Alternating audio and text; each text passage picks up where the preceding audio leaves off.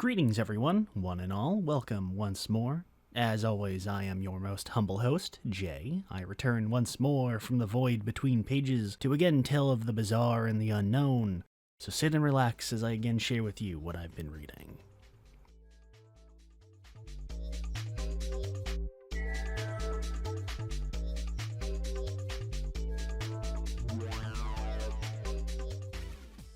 One of the most common tropes in action media is what I can only name as the odd couple action duo.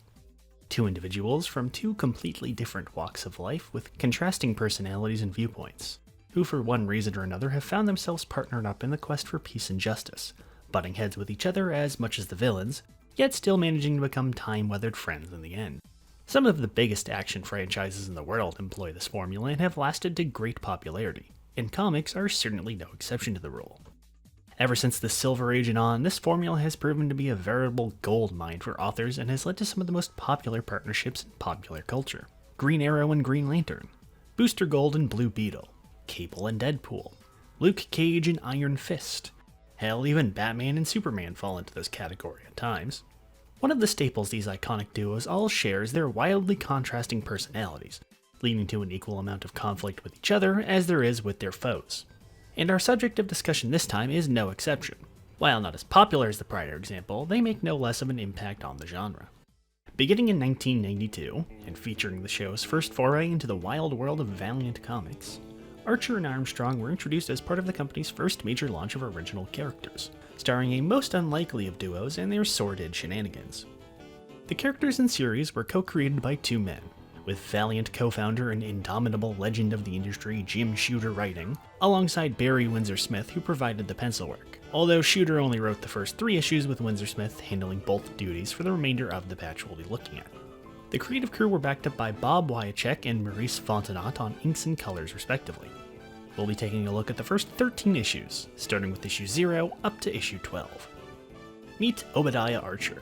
Born to an incredibly sheltered, ultra-religious family, Archer was taught that through the power of positive thinking and true faith, anything is possible. But after finding out his idyllic family was all but a sham and being left for dead, Archer trained mind and body in the martial arts, declaring his life to fighting against evil and those who would exploit the innocent. Meet Aram Anapada, better known to his friends, as well as his enemies, and really just about everyone, as Armstrong.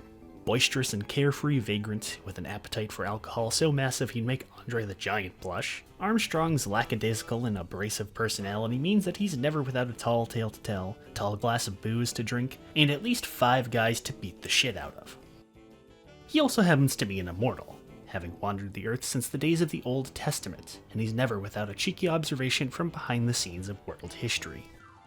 When the two find their paths crossing due to the manipulations of a secret sect of religious zealots, believing Armstrong to be the devil himself incarnate, the duo quickly forge an unbreakable, albeit loosely knit, friendship, and set off on a sightseeing tour across the world, getting into all manner of mishaps while trying to stay one step ahead of the sect's forces. The first issue of the series, issue 0, details Archer's backstory. Armstrong's origin is never fully touched upon in the pages of this book, and his origin is instead detailed in the pages of another Valiant series, Eternal Warrior, the protagonist of which incidentally is Armstrong's brother Galad. While this helps to further flesh out the shared universe of the company, this is somewhat annoying for an uninformed reader, as the series never makes any notes directing you to said issue, and for a reader coming in late can cause confusion.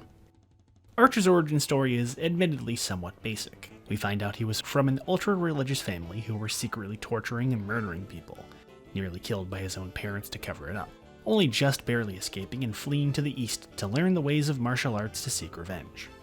But I do appreciate the subversion of events as Archer, now an adult, returns to America and reveals that his parents were arrested for their crimes pretty much right after he left. Leaving him directionless, this makes him a perfect target for the sect to influence him and hire him to kill Armstrong.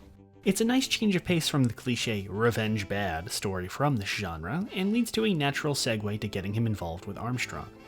Although Archer first meets Armstrong long before the sect hire him, believing him to just be a drunk lunatic and not considering him a threat, thus leading to him naturally taking Armstrong's side once the mask comes off. This is something of a double-edged sword, as while I appreciate the avoidance of the standard heroes fight due to misunderstanding plot, The two meeting beforehand comes off as rather contrived, especially since Armstrong doesn't at all try to hide his immortality from Archer in their first meeting. Not that he believes him, mind you, but still.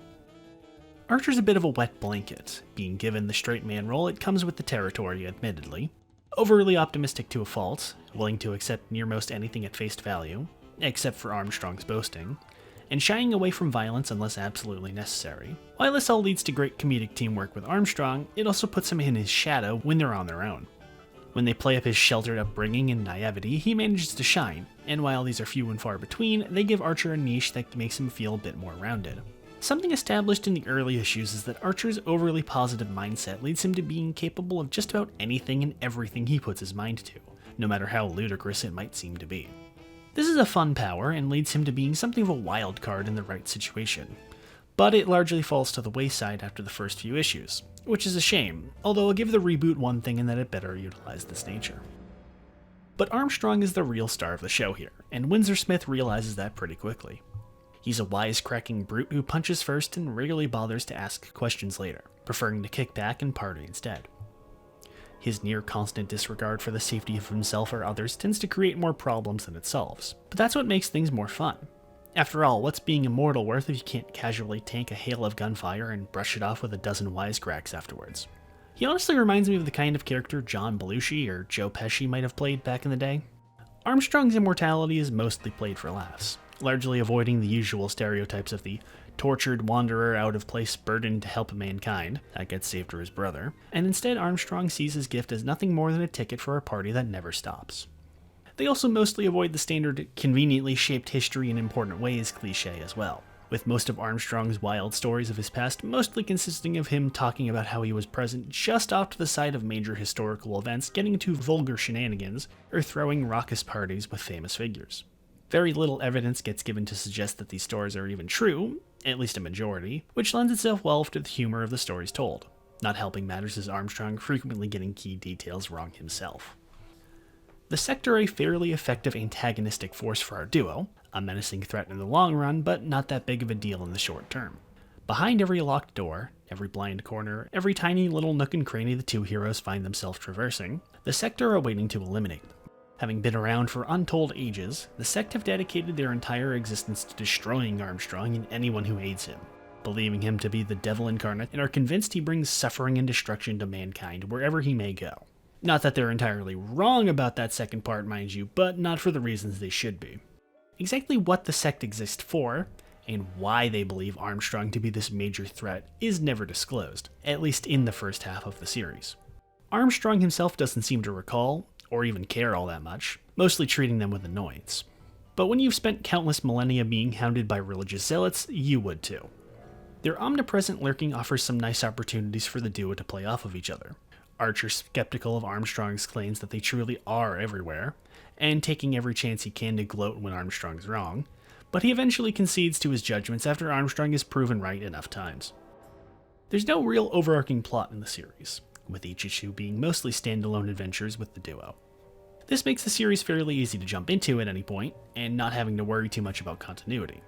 While the issues flow into each other, the actual bulk is pretty self-contained. This takes the duo into all sorts of wacky situations, from a rampage through the Vatican being chased by the Sect, to an impromptu brawl in an extravagant manner caused by Armstrong's forgetfulness. It's all a lot of fun, somewhat schlocky action, no real stakes to worry about, and no real grand world-ending scheme to consider.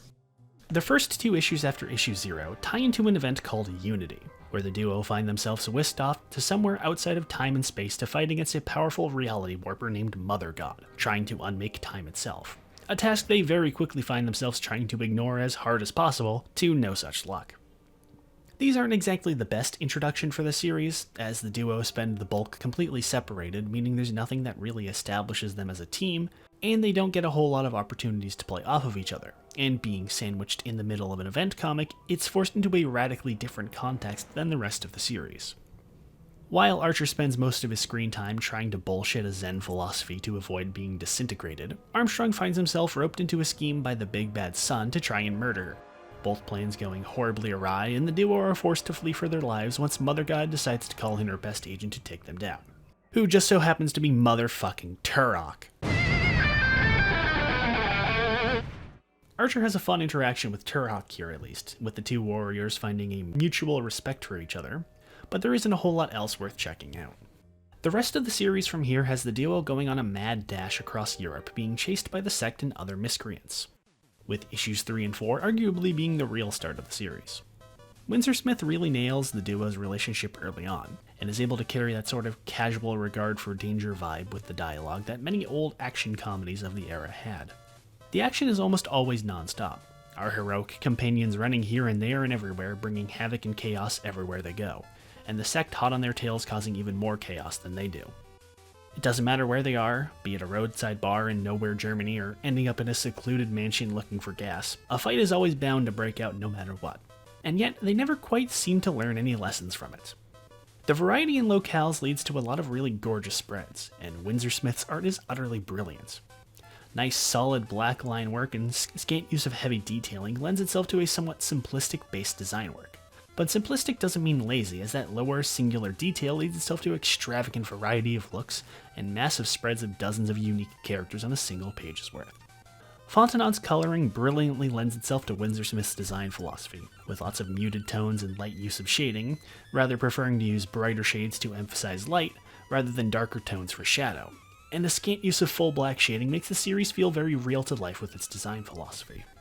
My personal favorite issue, both content-wise and art-wise, is issue 8. A double-length issue, this is one of the few issues that really plays with Armstrong's past in any significant way, casting him and his brothers, Galad and the previously unmentioned Ivar, who would make a proper debut several issues later, in the roles of the Three Musketeers. Armstrong's claim this time around, after Archer went on a nerd binge of Alexandre Dumas's books, is that he and his brothers were the real Three Musketeers, and that the version of events we know in popular culture were exaggerated by him, mostly for legal protection. What follows is a loose adaptation of the story of the Man in the Iron Mask, with Armstrong and his brothers, alongside D'Artagnan, who he claims is largely accurate because he had some kind of royalty deal with Dumas, and who coincidentally looks exactly like Archer. It mostly plays the story straight, framing it as an elaborate prank on D'Artagnan that gets a wee bit out of hand. It's fun seeing the Anapada brothers in their largely modern sensibilities contrasting with the historical setting they're in, and I do like how close to the text of the events are despite the alleged true story of the tale. As overdone as this kind of secret true version of historical/mythological event story is, I think this is a really fascinating one. There isn't much of an overarching plotline beyond the duo's unending chase by the sect. We have a minor one in the form of Armstrong's mysterious satchel, which goes missing in the midst of the chaos of their initial kidnapping by the sect. Containing an infinite universe's worth of power and knowledge within, from the Holy Grail to the meaning of life itself, in the wrong hands it could spell disaster for all mankind. Which makes one wonder why the hell someone like Armstrong is responsible for its care, but at least he's self-aware about it. Despite its initial importance, the duo largely forget about it after the problem first arises, and the story would only occasionally touch back on its whereabouts as we find some random kid stumble upon it. For reasons unclear, merely holding onto the bag gives the kid the bizarre ability to completely influence anyone he speaks to without trying, which snowballs into chaos once he starts using this to his advantage, and the bag gets stolen from him in turn. None of this really ends up going anywhere until the last two issues, when the bag ends up in the possession of a mysterious vengeful mummy, later revealed to be one of the sect's leaders and the same man who hired Archer at the start of the series, disfigured due to shenanigans, who unleashes the full might of the satchel's power in a quest for revenge, while the duo are off dealing with timed shenanigans caused by Armstrong's brother Ivar. Not that he ends up being much of a threat anyways, with the timely arrival of Dr. Solar, the walking deus ex machina that he is, solving the major threats with barely any effort, and ultimately everything gets resolved thanks to some clever mind games from Armstrong. But that's fine. The series works better without an overarching narrative, and is at its most enjoyable when it's just Archer and Armstrong getting into shenanigans. Overall, the series is an absolute treat, and I wholeheartedly recommend it. It has a solid cast, simple premise, and tons of fun action and humor to hold you. The series was sadly rather short-lived, such was the fate of most of Valiant's titles, but the series was rebooted in the 2010s alongside the Valiant revival, getting a few different volumes over the years, with the new one having just started this year. While several major details are altered in regards to the backstories, the reboot carries the same basic premise and tone. It is a genuinely great read in its own right and comes equally recommended, but I would say read through the original first as you'll get a better appreciation of the story. And on that note, I believe that's all for this time. This has been Jay, and as I return to the void between pages, I look forward to when next we may meet, and I can share what else I've been reading.